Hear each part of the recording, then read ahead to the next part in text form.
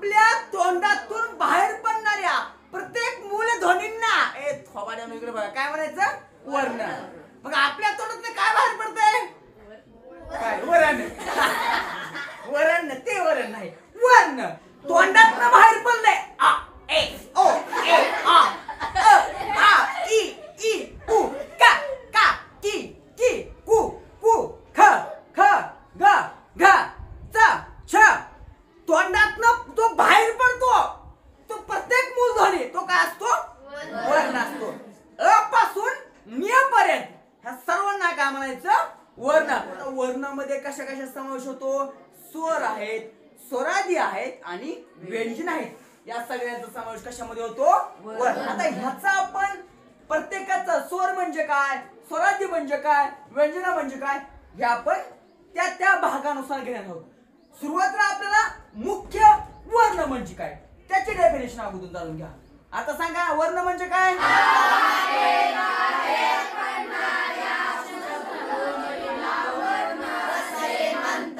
तोंडा वाटे बाहेर पडणाऱ्या मूलध्वनींना काय म्हणायचं वर्ण असे म्हणायचं. अक्षर म्हणजे काय अक्षर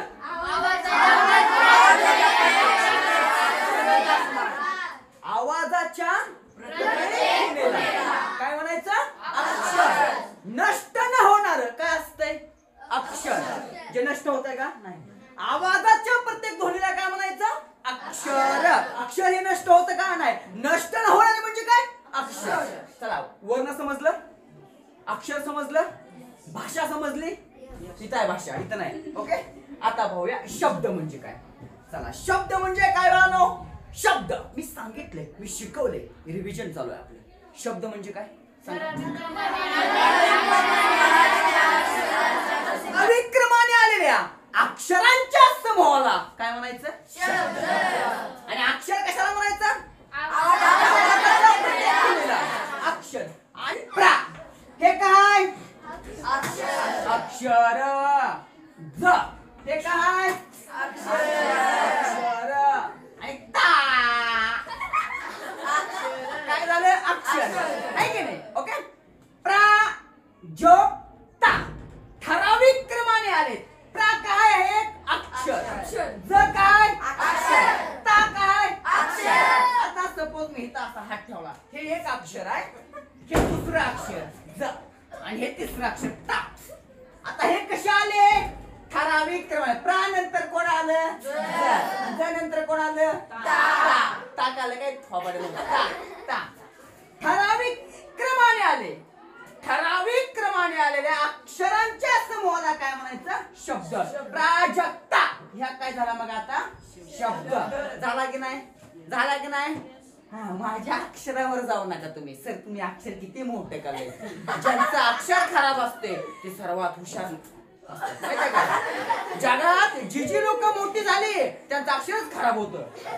ओके हा समजलं. माझ्या अक्षरावर जायचं नाही नाहीतर सर तुम्ही अक्षर किती मोठे करताय. चला आता वाक्य. आता काय पाहूया आपण okay can I erase Prajakta erase ना. चला चला शब्द शब्द समजले तुम्हाला यस. ओके आता बघूया आपण वाक्य. पूर्ण अर्थाचे बोलणे म्हणजे वाक्य. पूर्ण अर्थाचे बोलणे म्हणजे काय वाक्य. जेव्हा आपण पूर्ण अर्थपूर्णाने बोलतो तेव्हा त्याला काय म्हणायचं वाक्य. उदाहरणार्थ बघा वाक्याची डेफिनेशन काय आहे. पूर्ण अर्थाचे बोलणे म्हणजे काय वाक्य. पूर्ण अर्थाचे बोलणे म्हणजे काय वाक्य. समजा उदाहरणार्थ राम 5वी पासून राम आंबाच खातोय. राम आंबा खातो. राम काय खातो आंबा. काय करतोय खातोय. राम आता 5वी पासून राम आंबाच खातो. पुढच्या वर्षी याला आपण काय करू ऍपल देऊ. आता कारण त्याला असलं म्हणलं तर प्रत्येक वर्षी मला आंबाच खाऊ घालते ती.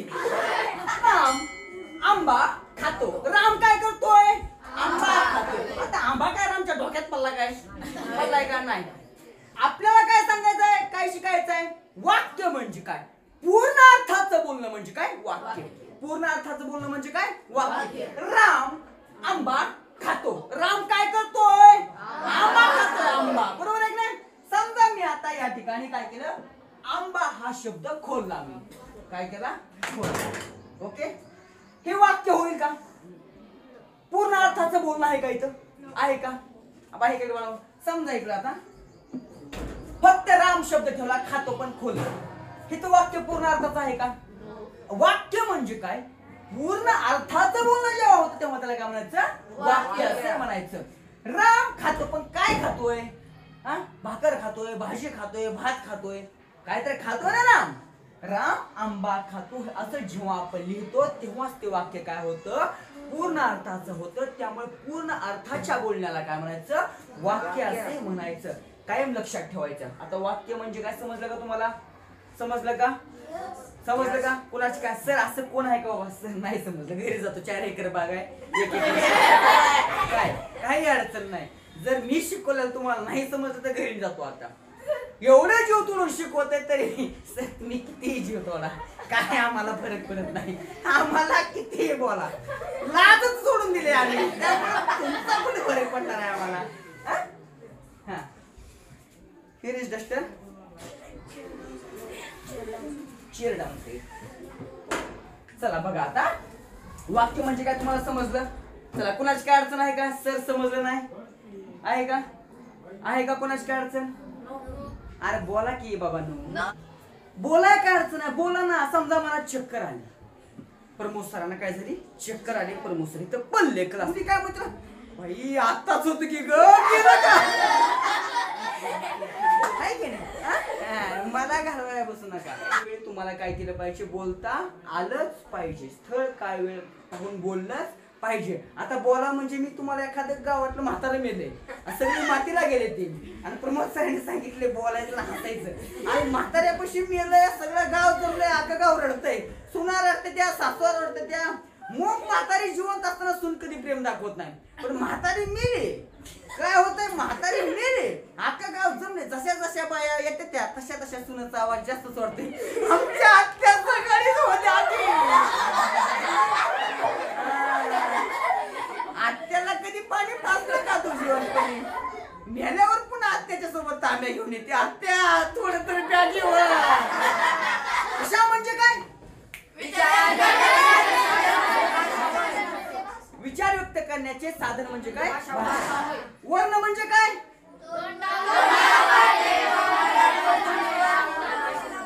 व्यवस्थित सांगा उत्तर. वर्ण म्हणजे काय,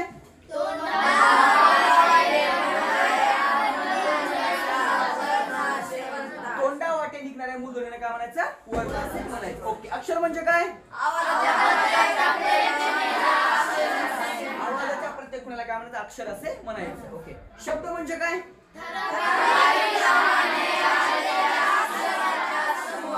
शब्द असे म्हणायचं.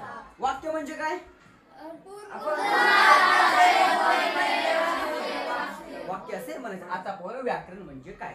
बघा आता वर्ण म्हणजे काय पाहिलं आपण, अक्षर म्हणजे काय पाहिलं आपण, शब्द म्हणजे काय पाहिलं आपण, वाक्य म्हणजे काय पाहिलं आपण. आता पाहूया आपण व्याकरण म्हणजे काय. बघा व्याकरण म्हणजे काय, खूप महत्वाचा शब्द आहे. ह्या शब्दासोबत तुमचं नातं खूप जिव्हाळ्याचं आणि जवळचं आहे. भविष्यात जेव्हा तुम्ही एमपीएससी कराल, यूपीएससी कराल, स्पर्धा परीक्षा कराल, त्यावेळेस मराठी व्याकरण तुमचा पिछा सोडणार नाही. मराठी व्याकरण तुमच्या सोबतच राहणार आहे. व्याकरण म्हणजे काय, भाषेचे स्पष्टीकरण करणाऱ्या शास्त्राला व्याकरण असे म्हणायचं, किंवा भाषा शुद्ध करणाऱ्या शास्त्राला काय म्हणायचं, व्याकरण असे म्हणायचं. तर इथपर्यंत समजलं तुम्हाला? कोणाची काय अडचण आहे का? वर्णमाला. आता वर्णमालामध्ये काय काय येते, त्यामध्ये स्वर येते, स्वरादी येते आणि व्यंजने. बघा अ पासून न्या पर्यंतच्या स्वर, स्वरादी आणि व्यंजने ह्या सर्वांचा समावेश कशामध्ये होतो, वर्णमालेमध्ये होतो. कशामध्ये होतो, वर्णमालेमध्ये. वर्णमालेतील एकूण संख्या किती आहे? ज्यावेळेस आम्ही कॉलेजला होतो किंवा आम्ही शाळेमध्ये होतो त्यावेळेस वर्णमालेची एकूण संख्या होती 48. परंतु आता वर्णमालेत एकूण संख्या किती आहे, 52. किती, 52. इंग्रजीतील इंग्रजीतील आणि या दोन स्वरांचा समावेश कशात झालाय आता, वर्णमालेत. असा निर्णय 6 डिसेंबर 2009 नुसार या इंग्रजी स्वरांचा तसेच श व ज्ञ या संयुक्त व्यंजनाचा वर्णमालेत समावेश करण्यात आला आहे. अगोदर वर्णमालेतील एकूण संख्या किती होती, एकूण मुळाक्षरे किती होती 48. आता वर्णमालेत एकूण किती आहेत मुळाक्षरे 52 आहेत. किती आहेत 52. बघा मूळ वर्णमालेतील वर्णांच्या आता एकूण संख्या किती आहे 52. अगोदर किती होती 48. आता मूळ वर्णमालेतील वर्णांची एकूण संख्या आहे 52. त्याच्यामध्ये काय काय आहे मग, त्याच्यामध्ये स्वर आहे, स्वरादी आहे आणि व्यंजन आहे. बघा वर्णमालेमध्ये काय येतं, पहिला मुद्दा स्वर, दुसरा स्वरादी आणि तिसरा व्यंजने. बघा स्वर, स्वर. आता आपण स्वर कशाला म्हणत पाहूया, स्वरादी कशाला म्हणत पाहूया आणि व्यंजने कशाला म्हणत ते काय करूया आपण पाहूया. स्वर ओठांचा एकमेकाशी, हे ओठ असं एकमेकाशी स्पर्श न होता तुमच्या जिभेचा तोंडातील इतर अवयवाशी स्पर्श न होता तुमच्या थोबाडातून जे शब्द बाहेर पडतात त्यांना काय म्हणायचं स्वर. बघा अ आ इ ई उ उ ए ए ओ उ उ कावळ्यासारखा कळू करू नको थोबाड तोंडाच्या. बघा अ आ इ उ हे म्हणतात. तुमचा ओठ एकमेकाला चिकटतात का, तुमच्या जिभेचा स्पर्श होतो का तोंडातल्या इतर अवयवांना. ज्या वेळेस तुमच्या ओठांचा एकमेकाशी स्पर्श होत नाही, तुमच्या जिभेचा तोंडातील अवयवाला स्पर्श होत नाही, तेव्हा त्याला काय म्हणायचं स्वर असे म्हणायचं. ओ ई उ रो लो आ ई उ ए ए ए ओ आ आ आ काय थोबाड्या होतो का स्पर्श. ए चिमण्या स्वरांचा उच्चार कसा असतो प्रवाही, कसा असतो प्रवाही. अ आ इ उ हे स्वर आहेत. ह्या स्वरांचा उच्चार कसा आहे प्रवाही, असा प्रवाहासारखा, पाण्याच्या प्रवाहासारखा. समजलं का, स्वरांचा उच्चार कसा आहे प्रवाही, त्यामुळे तो काय करता येतो लांबवता येतो. काय करता येतो अ आ इ ई उ ई आहे की नाही. त्याला काय म्हणायचं स्वरांचा उच्चार कसा असतो प्रवाही, कसा असतो प्रवाही. बघा तर व्यंजनाचा उच्चार मात्र प्रवाही नसतो. आता ते व्यंजन काय बघा क क का की की कु कु कु कु के के, हे काय व्यंजन आहे. हे काय व्यंजन. ह्यांचा उच्चार प्रवाही असतो का, ह्यांचा उच्चार प्रवाही नसतो. पण स्वरांचा उच्चार काय असतो प्रवाही असतो. असतो की नाही. चला कुणाची काय अडचण आहे का बाबांनो, स्वरांची डेफिनेशन सांगा बाळांनो. चला स्वर म्हणजे काय, आपल्या ओठांचा एकमेकांशी स्पर्श न होता, तसे जिभेचा मुखातील इतर भागाशी स्पर्श न होता आपल्या तोंडातून जे ध्वनी बाहेर पडतात त्यांना काय म्हणायचं स्वर. समजलं का स्वर कुठले कुठले आहेत मग. बघा अ आ इ ई उ उ ए ए ओ औ ए हे सगळे स्वर आहेत. हे सगळे काय स्वर. ह्याच्यामध्ये आता मग प्रकार आहेत ऱ्हस्व स्वर, दीर्घ स्वर, संयुक्त स्वर आणि इंग्रजी. म्हणजे आता इंग्रजी भाषेत ना दोन स्वर नवीन आले, ए आणि अ. हे दोन शब्द कुठून आले इंग्रजी भाषेत. कोण आहे अ ए अ हे कुठून आले, कुठून हे जामगावहून आलेत, भातंगड्याहून आलेत, उपळ्याहून आलेत नाही. हे कुठून आलेत इंग्रजी भाषेत. आता आपण पाहूया ऱ्हस्व स्वर म्हणजे काय. अ इ उ रू, अ इ उ रू लो. ज्या स्वरांचा उच्चार करण्यास कमी वेळ लागतो त्याला काय म्हणायचं ऱ्हस्व स्वर. दीर्घ स्वर म्हणजे काय, ज्या स्वरांचा उच्चार करण्यासाठी जास्त वेळ लागतो, ज्या स्वरांचा उच्चार करण्यासाठी जास्त वेळ लागतो त्यांना काय म्हणायचं, काय म्हणायचं दीर्घ स्वर. काय म्हणायचं दीर्घ स्वर. जास्त वेळ लागतो, बघतो ना आ वेळ लागतो का नाही, अ वेळ कमी लागतो. मग ज्याला वेळ लागतो तो काय दीर्घ स्वर. आ ई उ बघा त्यांना काय म्हणायचं दीर्घ स्वर. आता पाहूया संयुक्त स्वर म्हणजे काय. ए ए ओ औ हे स्वर इतर दोन स्वरांचे मिळून बनल्याने त्यांना संयुक्त स्वर असे म्हणतात. बघा संयुक्त स्वर कुठले कुठले आहेत? ए ए ओ ओ ए खबाकडे वाचला बा. संयुक्त स्वर ए ए ओ औ. संयुक्त स्वर कशाला म्हणायचं? ज्या स्वरा नाही रे खबर, जे स्वर दोन स्वरांचे मिळून बनतात त्याला काय म्हणायचं? संयुक्त स्वर. ए कशापासून बनतं? अ प्लस ई. ए खबर तुला बघा चला. अ प्लस ई काय होतंय? दोन स्वर बघा. अ हा बरोबर ए.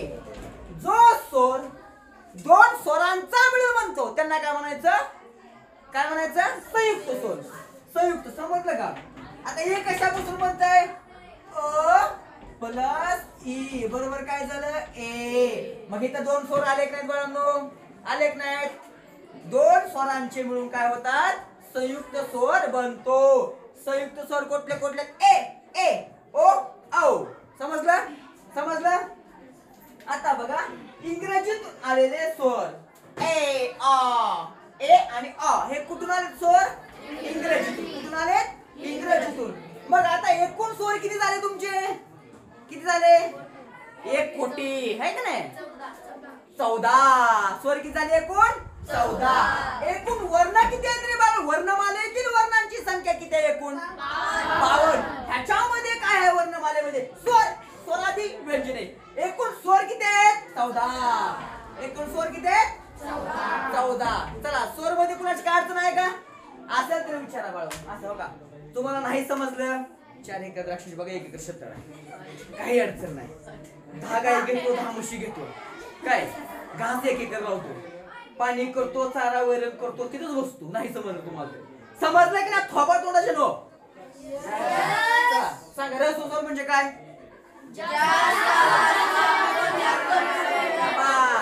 असं गोंधळ करायचं नाही. थोबा तोंडाचे नो. हा व्यवस्थित सांगायचं उत्तर म्हणजे काय?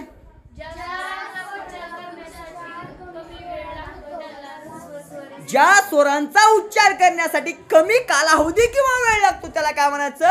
ऱ्हस्व स्वर. कुठले कुठले ऱ्हस्व स्वर आहेत बाळांनो? हा हुशार आहेत लेकर. आता ही थोबाडी बघा किती हुशार आहेत बघू. आता बाळांनो सांगा दीर्घ स्वर म्हणजे काय?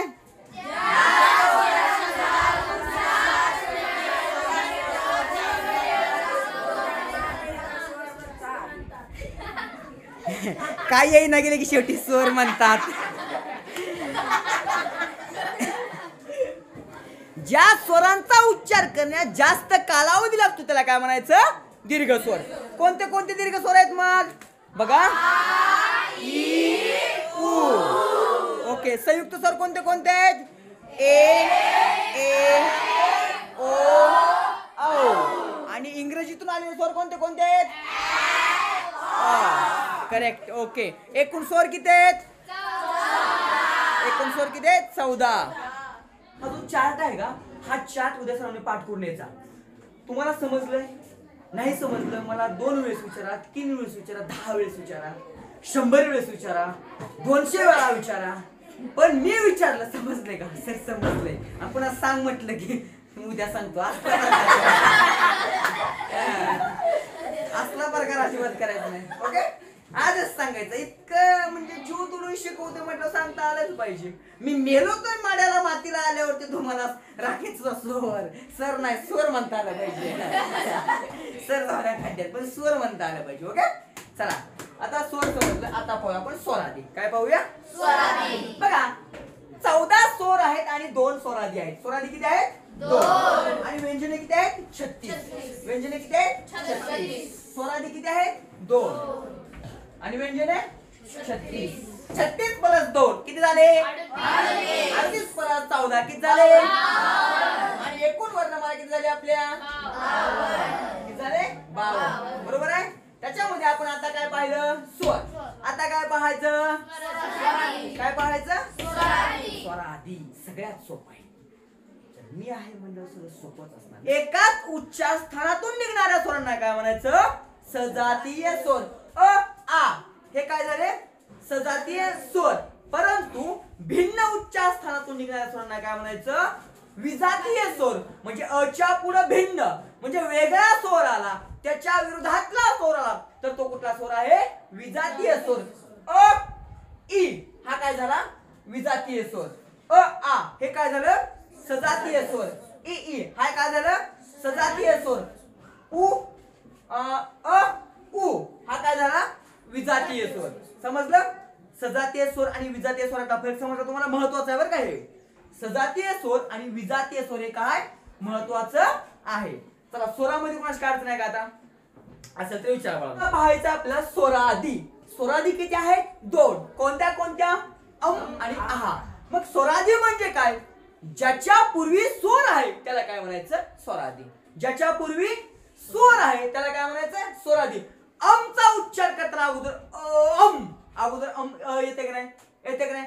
म्हणजे ज्याच्या पूर्वी स्वर आहे त्याला काय म्हणायचं स्वरादी. अहा त्याच्या पूर्वी स्वर आहे म्हणून त्याला काय म्हणायचं स्वरादी. स्वरादी कोणते कोणते अम आणि आ या दोन काय आहेत स्वरादी. एकूण स्वरादी किती आहेत दोन. एकूण स्वर किती आहेत 14. हे स्वर लक्षात ठेवायचे. ओके स्वरादी. आता काय पाहायचं आपल्याला व्यंजने. एकूण व्यंजने किती आहेत 36. एकूण व्यंजने किती आहेत 36. आता व्यंजनांचे प्रकार पहा. स्पर्श व्यंजने अर्धस्वर उष्मे महाप्राण द्रविडियन आणि संयुक्त व्यंजने. हे काय झाले व्यंजनाचे प्रकार. हे काय व्यंजनाचे खबर तोंडाचे 80,000 पगार घेऊन पण तुम्हाला असं मराठी व्याकरण जीव तोडून कोण शिकवणार नाही. खऱ्याला किंमतच नाही हो. किती बी जीव तोडून शिकवा तुम्हाला काहीच वाटत नाही. निव्वळला सोडून दिली पाहिजे. निव्वळ कोणी बी ठेवलेलं नाही. बघा बोला आता बघा वर्णमालेत एकूण व्यंजने किती आहेत बाळांनो किती आहेत. वर्णमालेत एकूण व्यंजन आहेत 36. किती आहेत 36. बघा व्यंजनामध्ये ज्या वेळेस आपण स्वरांचा पाहिलं तर स्वरामध्ये उच्चार जिभेचा एकमेकाशी स्पर्श होत होता का ओठाचा एकमेकाशी स्पर्श होत होता का नव्हता. जिभेचा इतर व्हायला स्पर्श होत होता का नव्हता. स्वरांचा उच्चार करत होतो त्यावेळेस आपल्या ओठांचा एकमेकांशी स्पर्श होत होता का. आपल्या जिभेचा तोंडातील इतर भागाशी स्पर्श होत होता का. परंतु व्यंजनामध्ये ओठांचा एकमेकांशी स्पर्श होतो. व्यंजनामध्ये तुमच्या जिभेचा तोंडातील इतर भागाशी काय होतो स्पर्श होतो. एकूण व्यंजने किती आहेत एकूण व्यंजने 36. मग या व्यंजनांचे पुन्हा प्रकार आहेत. काय आहेत प्रकार. व्यंजनाला स्वराचं सहाय्य घ्यावंच लागतं तेव्हाच व्यंजन तयार होतं. म्हणजे क अधिक अ बरोबर क. समजलं तुम्हाला. क अधिक अ बरोबर काय क. म्हणजे जेव्हा स्वरांचं सहाय्य घेतलं जातं तेव्हा काय तयार होतं व्यंजन तयार होतं. काय होतं व्यंजन तयार होतं. व्यंजनात अ आ इ ई उ उ ए ए ओ वा औ हे 12 स्वर व अम आहा हे 2 स्वरादी अशी 14 चिन्हे मिळून 14 अक्षरे तयार होतात. याला 14 खडी असे म्हणतात. कच्या पुढे काय आलं बाळांनो बरोबर काय तयार झाला क. म्हणजे व्यंजनात स्वराच्या सहकार्याशिवाय व्यंजन तयार होतंय का नाही. आता क प्लस आ बरोबर काय झाला का. समोर चार्ट दिसतो तुम्हाला. हा चार्ट कशाचा वर्णमालेचा आहे. अक्षर ओळखता येतं. हा हे अक्षर माझं नाहीये हे मितचं अक्षर आहे. ओके सजला मितचं. माझा अक्षर इतकं छान नाही. त्यांचे आजोबा शिक्षक होते झडपीचे त्यामुळं त्यांची परंपरा पुढे आली तशीच. आमचे आजोबा चिंचेचा व्यापार करत होते. गोड बोलून व्यापार करायचे. आमच्या आजोबांनी कष्ट करून व्यापार करून घरावरचं पत्र विकून 25 एकर शेत घेतले काय आणि त्यांचा वारसा आम्ही पुढे चालत आहोत. म्हणजे याचा अर्थ मी बी पत्र विकत नाही.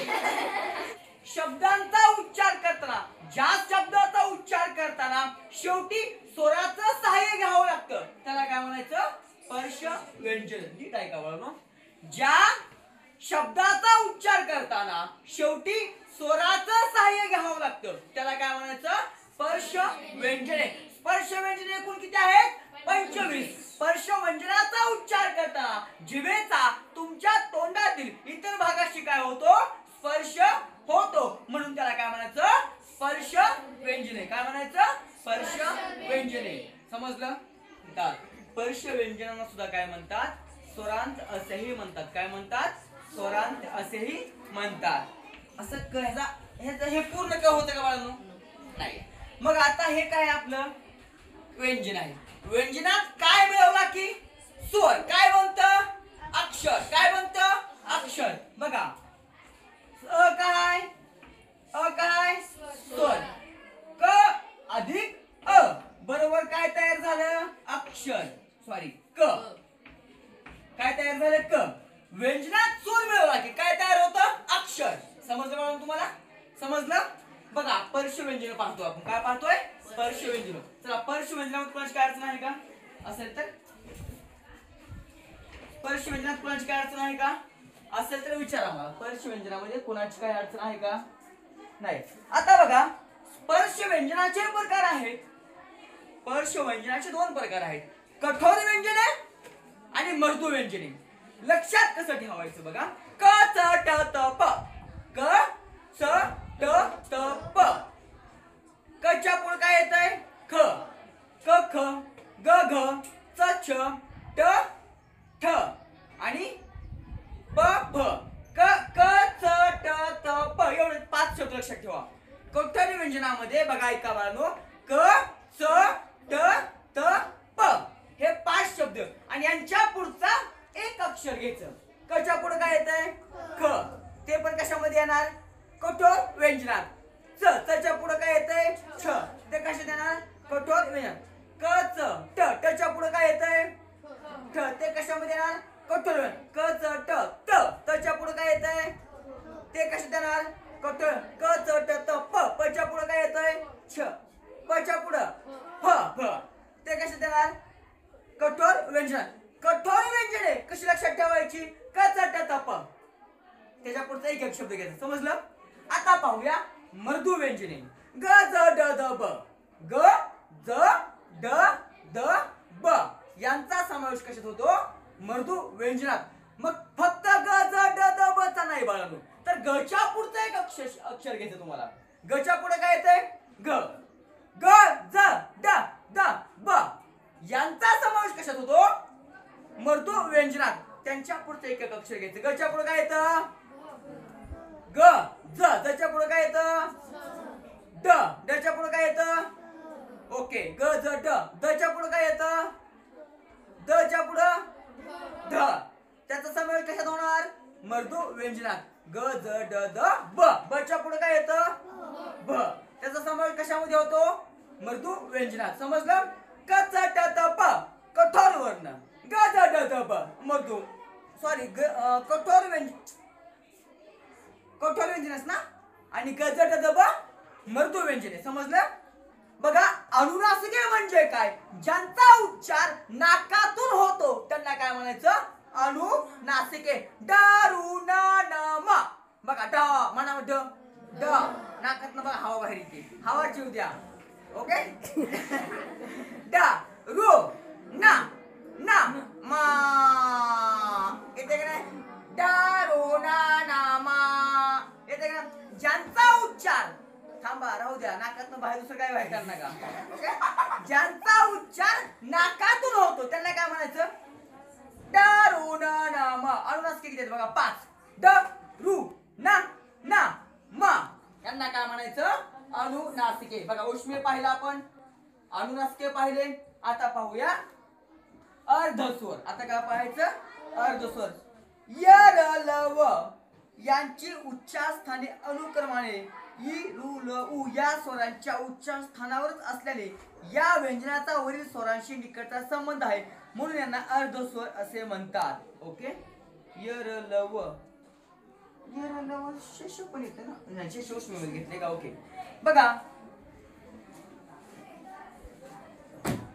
आता पाहूया अर्धस्वर अर्धस्वर कोणते आहेत य र ल व य र ल व हे काय अर्धस्वर आता पाहूया उष्मे उष्मे कोणते आहेत याने उष्मे श श स श श स यांचा समावेश कशामध्ये होतो उष्म्यामध्ये होतो कशामध्ये उष्म्यामध्ये ओके श श स यांना उष्मे म्हणतात वरील वर्णांचा उच्चार करतानामुळे घर्षणामुळे उष्णता निर्माण होते त्यामुळे त्यांना उष्मे घर्षक असेही म्हणतात बघा श श स यांना काय म्हणायचं उष्मे. का म्हणायचं उष्मे म्हणजे घर्षण. यांचा उच्चार करताना काय होतो घर्षण होतं बघा. श श स यांचा उच्चार करताना काय होतं घर्षण होतं म्हणून त्याला काय म्हणायचं उष्मे. काय म्हणायचं उष्मे. आता पाहूया महाप्राण. महाप्राण मध्ये कोणत्या वर्णाचा समावेश होतो ह. कोणता ह. त्या वर्णाचा उच्चार करताना फुफ्फुसातील हवा कुठे फेकली जाते तोंडावाटे ह ह ह. हवा काय होते तोंडावाटे बाहेर फेकले जाते त्यामुळे त्याला काय म्हणायचं महाप्राण म्हणतात. काय म्हणतात महाप्राण. ळ हा वर्ण अगोदर स्वतंत्र वर्ण मानला जात होता पण आता तो द्रविडियन वर्ण मानला जातो. आयोगाने सांगितलंय असं. आयोगानेच असं काय केलं कर साहित्य परीक्षेत आयोगाने सांगितले की ळ हा द्रविडियन उच्चारामध्ये आता समावेश होतो. कशामध्ये द्रविडियन उच्चारामध्ये म्हणून त्याला काय म्हणायचं ळ हा काय वर्ण याचा समावेश कुठे होतो द्रविडियन वर्णामध्ये. कुठे द्रविडियन वर्णामध्ये. आता काय राहिलं संयुक्त व्यंजन श आणि ञ. बघा शेवटचं पाहूया आता. श आणि ञ या वर्णांचा समावेश कशामध्ये होतो संयुक्त व्यंजनामध्ये. कशामध्ये संयुक्त व्यंजनामध्ये. अशा प्रकारे आपण वर्णमालेतील एकूण वर्णे पाहिले. वर्णमालेतील एकूण वर्ण किती आहेत 52. त्याच्यामध्ये कोणत्या कोणत्या घटकांचा समावेश आहे स्वर स्वरादी आणि व्यंजने. स्वर आहेत 14 स्वरादी 2 आणि व्यंजने 36. या सर्वांचा समावेश कशामध्ये होतो वर्णमालेत होतो. वर्णमाला हा घटक तुम्हाला चांगल्या प्रकारे समजला आहेच. समजला नसेल तर मला पुन्हा विचारा. हा चार्ट आहे. हा चार्ट खूप महत्वाचा आहे. हा चार्ट तुम्हाला काय करायचा पाठ करून यायचा आहे उद्याच्याला. पहिला प्रश्न चुकांचा. चुका काढू द्या रे युक्या. मी बोलतो मी भाषण करतोय माझ्या चुका काढल्या पाहिजे. चुका कोण काढतं माहितीये का जी लोक आपल्या जवळचे असतात का ते चुका काढतात. आणि तुम्हाला जे हवेत घेऊन जाते काय तुला भारी आहे तुला भारी बोलतो तुझा अक्षर छान आहे हे तुमचे कधीही तुम्हाला तुमच्याशी काहीतरी घेत नसते. त्यामुळं चुका ही तुमच्या जवळचे काढत असतात. त्यामुळे चुका काढण्याला नाव ठेवू नकोस बर का. चुका काढायला नाव ठेवू नको. आयुष्यात एक गोष्ट माझ्या लक्षात ठेवा चुका तेच लोक काढतात ज्यांना आपली प्रगती चांगली झाली. हा काही लोक असे असतात जे तुमच्या वाईटासाठी पण चुका काढतात. म्हणजे सगळेच चुका करणारे आपले नसतात. काही जण रस्त्यावर बसून आपलं नाव पण ठेवत असतात. मग जग तुम्हाला काय म्हणते ह्याचा कधी विचार करू नका. माझं वाक्य काय लक्षात ठेवा जग तुम्हाला काय म्हणते ह्याचा विचार कधीही करू नका. कुत्री मागे भुकत असतात. कुत्र लाखातले एक कुत्र असते जवळ येऊन चावते आणि चावणारा कुत्र जास्त भुकत नसते. तुम्ही आयुष्यात काही करा लोक तुम्हाला भुकणार तुम्हाला महाग बोलणार पण त्यांची धमक नसते की तुमच्या समोर येऊन बोलायची. का कारण की त्यांची लायकी नसते की आपल्या समोर येऊन बोलायची तेवढी. त्यामुळे त्यांच्याकडे दुर्लक्ष करायचं. तुम्ही काही करा स्कॉलरशिपची एक्झाम द्या नेहमीच द्या. तुमच्या शेजारची तुम्हाला नाव ठेवणार तुमच्या पालकांचे मित्र तुम्हाला नाव ठेवणार तुमच्या आईच्या मैत्रिणी तुम्हाला नाव ठेवणार शेजारच्या तुमच्या दुसऱ्या मैत्रिणी तुम्हाला नाव ठेवणार तुमचे मित्र तुम्हाला नाव ठेवणार. आयुष्यात एक गोष्ट लक्षात ठेवा आयुष्यात काही करा तुम्हाला लोक नावच ठेवणार ते. मोदी लोक नाव ठेवत नाही का मोदी विचार करतात का तिथं पंतप्रधान आहेत. त्यामुळे आपण नाही विचार करायचा. हा लोक सर्वांना नाव ठेवतात. लोक देवात चुका काढतात ते. लोक देवात पण काय करतात चुका काढतात ते. आपण तर माणसं आहेत त्यामुळे आपण नाही विचार करायचा एवढा. ओके चला बघा वर्णमान हा घटक घेतला आपण. याच्यामध्ये कोणाला काय अडचण असेल तर मला विचारा. आज विचारा उद्या विचारा कधी